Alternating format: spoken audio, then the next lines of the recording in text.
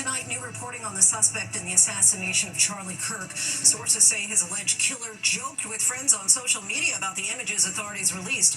Vigils for Kirk held across the country as politicians increasingly canceled public events amid threats. We begin with the shooting suspect. The governor says he's not cooperating with investigators.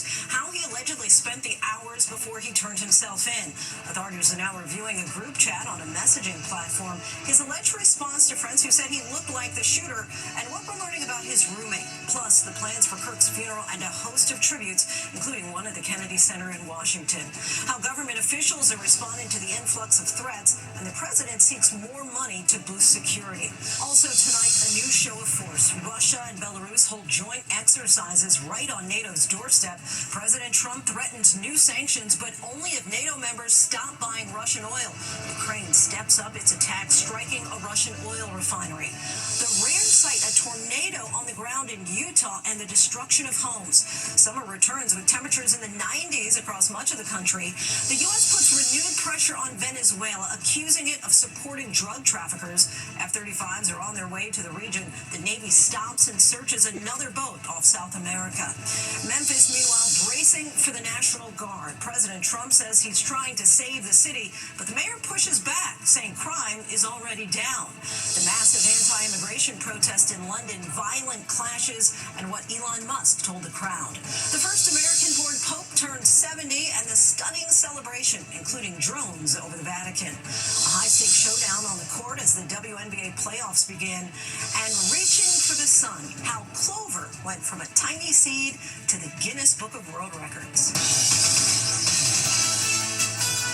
From ABC News World Headquarters in New York, this is World News Tonight. Good evening, everyone. Thanks so much for joining us on this Sunday. I'm Lindsay Davis. We begin with stunning new details on the investigation into the killing of 31-year-old conservative activist Charlie Kirk. The governor of Utah says the alleged shooter, Tyler Robinson, is not cooperating with authorities. Sources tell ABC News investigators are reviewing a group chat on a messaging platform between several people, allegedly joking that the shooter looked like Robinson, and where the suspect also allegedly says the killer is, quote, his doppelganger. Authorities say the suspect is seen here in the security camera footage driving through this Utah neighborhood and later walking on foot hours before the shooting.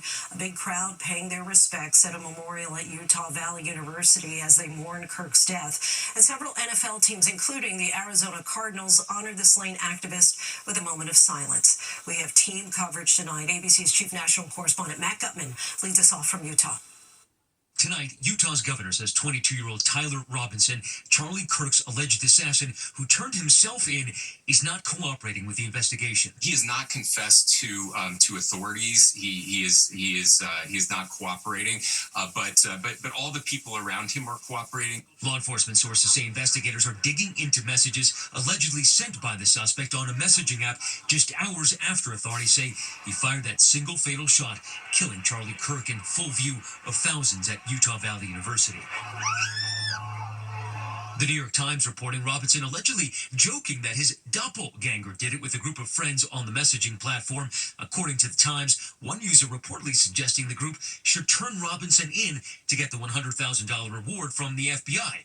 Robinson allegedly responding, "Only if I get a cut." Well, all we can confirm is that those conversations definitely were happening, and they did not believe it was actually him. It was all joking until he admitted that it actually was him. Authorities saying the suspect turned himself in after his father recognized him in the surveillance images and urged his son to come forward. Law enforcement sources say the suspect initially said no, but later changed his mind. Law enforcement saying they found shell casings with the messages, "Hey fascist, catch," another shell casing referencing an Italian anti-fascist folk song, and another unfired casing containing the message, "If you read this, you are gay, LMAO."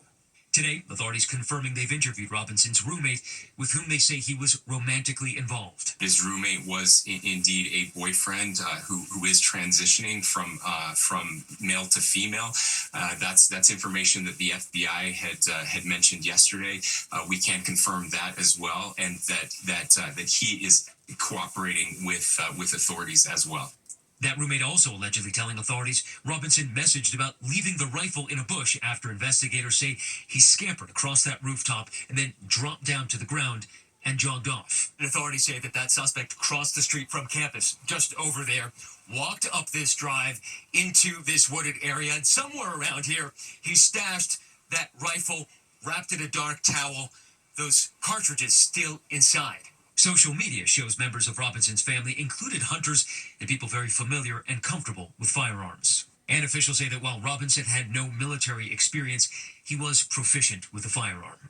About 175 yards from the podium to the shooting location. 175 yards. And would you have to be a pretty proficient marksman to be able to make it, given those conditions? Given the environment, that type of shot is not easy. It's not what we'd call a super long distance, but in that environment, that is a pretty precision shot to pull off. Now, 4 days after Kirk's death, memorials continue to grow on the UVU campus and outside the Turning Point USA headquarters. The organization announcing that Kirk's funeral will be next Sunday in Arizona. And Robinson is being held here at the Utah County Jail. Officials are telling me they are sifting through a mountain of evidence, including his phone and his online presence. And earlier today, Lindsay, the governor of Utah, saying that the suspect was deeply involved in the online meme and video game culture, a place he called the deep, dark internet. Lindsay. Matt Gutman for us. Matt, thank you. A number of American political leaders are facing serious security concerns after another act of political violence. As a result, some are scaling back public appearances. Let's get right to ABC's Jacqueline Lee in Utah. Jacqueline, what are you learning tonight? Lindsay, both Republicans and Democrats having to confront the toll of political violence and the heightened security risk. The Trump administration requesting $58 million from Congress to increase security for the executive and judicial branches. According to multiple sources, the administration also supporting an increase in security for the legislative branch, but is deferring to Congress for implementation. Some lawmakers are proceeding with caution after the Kirk shooting, deciding to cancel events. For example, Republican Representative Nancy Mace, who is running for governor of South Carolina, telling ABC News she won't be holding any public events until they have a better handle on security. Democratic Representative Alexandria Ocasio-Cortez rescheduling at least 2 planned events in North Carolina. Lindsay, the Utah governor calling for unity ahead of the upcoming election season. Lindsay. Jacqueline, thank you. And tonight, some are facing backlash for criticizing Charlie Kirk after his killing. Employees of airlines, schools, and hospitals have been fired or disciplined for their reactions on social media. Secretary of Defense Pete Hegseth is ordering staff to identify and discipline service members who mocked or condoned Kirk's killing. Now to the day's other headlines. A major show of force by Russian President Vladimir Putin. Russia is holding large joint military drills with Belarus on a scale not seen in years. It comes as President Trump is threatening new sanctions, but only if NATO members stop buying Russian oil. Here's ABC's senior White House correspondent, Selena Wang. As President Trump threatens sanctions on Russia tonight, a major show of force by Vladimir Putin. For the first time in years, Russia and Belarus launching large joint military exercises. It comes as tensions are running high in Eastern Europe's skies. Romania scrambling fighter jets after a Russian drone flew through its airspace, the second incursion over a NATO country in less than a week. EU's foreign policy chief calling this another reckless escalation after Poland deployed their own fighters on Saturday over the threat of drone strikes in neighboring Ukraine. It was just days ago that more than a dozen Russian attack drones were shot down after violating Poland's airspace. Trump suggested the drone incursion could have been a mistake, but Poland insists it was deliberate. Some Republicans do too. With all deference to the president, I don't think that was a mistake. I think Putin is testing the resolve of NATO. And now Trump says he's again ready to impose tough sanctions on Russia, but only if all NATO allies agree to do the same and stop buying Russian oil. The president posting, "I am ready to go when you are. Just say when." There's very little chance that those NATO countries that are still buying oil and gas from Russia will cooperate. This is, in a way, a bit of an empty threat. Tonight, with Europe on edge and Ukraine launching a massive attack on a Russian oil refinery, the administration looks to confront and contain another crisis. Secretary of State Marco Rubio in Israel meeting with Prime Minister Netanyahu. as Israel intensifies its assault on Gaza City and continued condemnation for that failed strike on Hamas leaders in U.S. ally Qatar. Obviously, we were not happy about it. The president was not happy about it. And Lindsay, the president has been spending the weekend here in Bedminster. Then he flies to Washington tonight ahead of his state visit to the UK. There will be a lot of pomp and circumstance, but a British ally is also expected to press the president on the Russia-Ukraine war. That summit with Putin last month in Alaska was billed as a step towards peace. But since then, Putin has only escalated the war. Lindsay, Selena, thank you. Next tonight, tensions are escalating between the U.S. and Venezuela. On Saturday, 5 American F-35 fighter jets landed in Puerto Rico. The Trump administration says it's part of a major crackdown on drug trafficking. How Venezuela is now responding. Here's ABC's Christiane Cordera. Tonight, U.S.-Venezuela tensions are rising in the Caribbean Sea as 5 American F-35 fighter jets are seen landing in Puerto Rico this weekend as part of a military buildup. The Trump administration says the heightened presence is to crack down on drug trafficking. It comes as Venezuela's government releases this video it says is of armed U.S. personnel approaching a fishing boat Friday, moments before boarding and occupying it. A U.S. official tells ABC News Coast Guard members searched the boat to see if it was carrying drugs, but didn't find any. In its condemnation, Venezuela called the incident hostile and illegal, claiming it happened within the country's economic exclusion zone, which the U.S. denies, saying they boarded the vessel in international waters. It's the second dispute at sea in as many weeks between the two countries, after the U.S. military strike on a speedboat carrying 11 people from Venezuela. The administration claims they were cartel members smuggling drugs. Venezuela's been a very bad actor, and we understand that. And when you look at that boat, you see the bags of whatever it is there. Those bags those bags represent hundreds of thousands of dead people in the United States. And now Venezuela is conducting large-scale militia training, civilians volunteering to serve as reservists. President Nicolas Maduro urges all Venezuelans to prepare for an armed struggle if needed.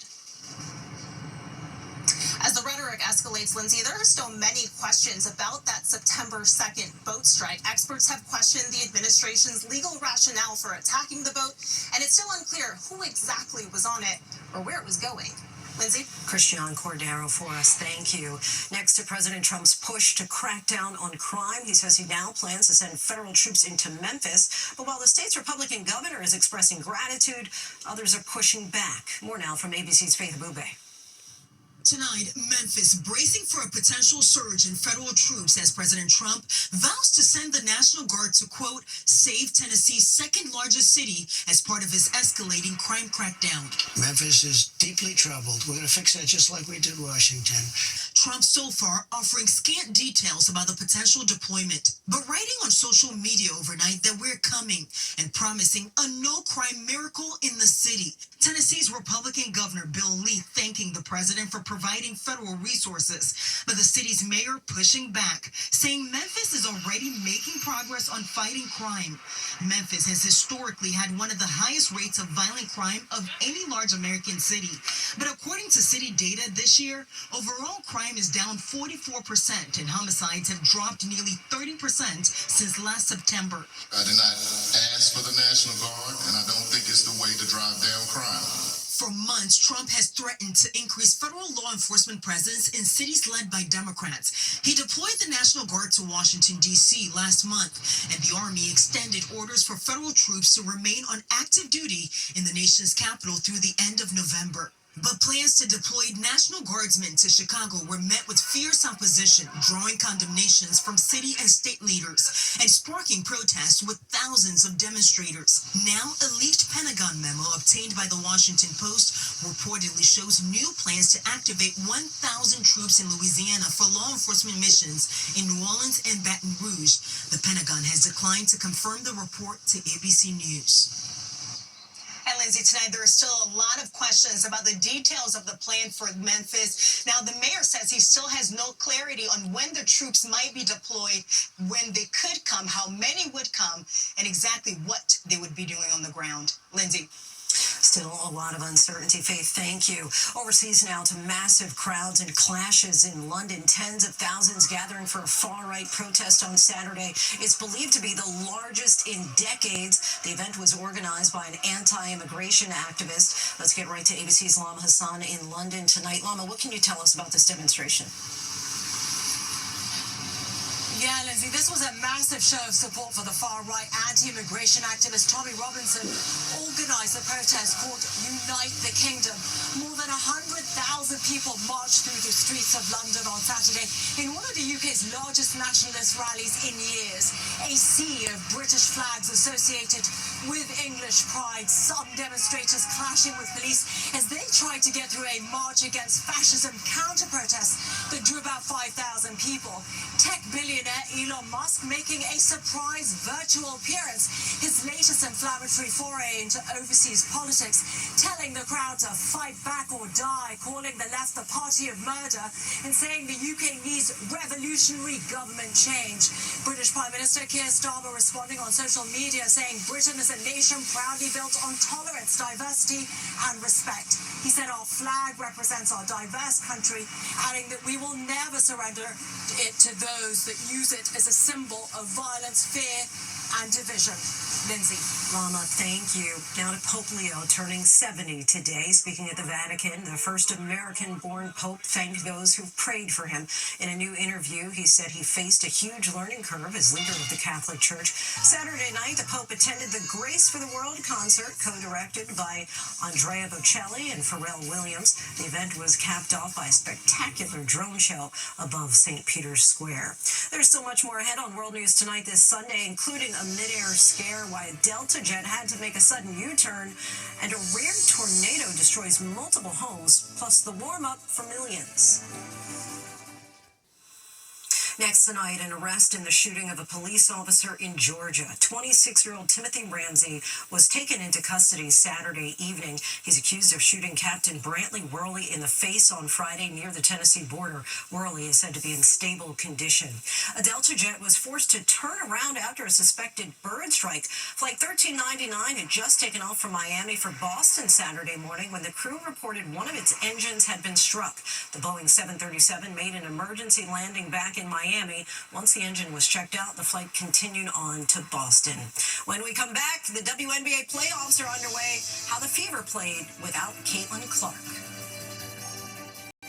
To the index now at a rare site in Utah. Tornado on the ground Saturday in the southeastern part of the state. The twister reportedly destroyed 3 homes. More severe weather is in the forecast across parts of the plains today from Texas to North Dakota. And there's a big warm-up this week in the central part of the country. Temperatures will be 10 to 15 degrees above average. The WNBA playoffs tipped off today with Minnesota crushing Golden State. And in a game you saw here on ABC, the Atlanta Dream pulled away in the second half to beat the Indiana Fever 80-68. The Fever, of course, missing its star, Caitlin Clark, who's out for the year after suffering several injuries. When we come back, a record-setting flower and what made it so special for the man who grew it. Finally, one farmer's reminder tonight that sometimes the biggest growth comes from the smallest seeds.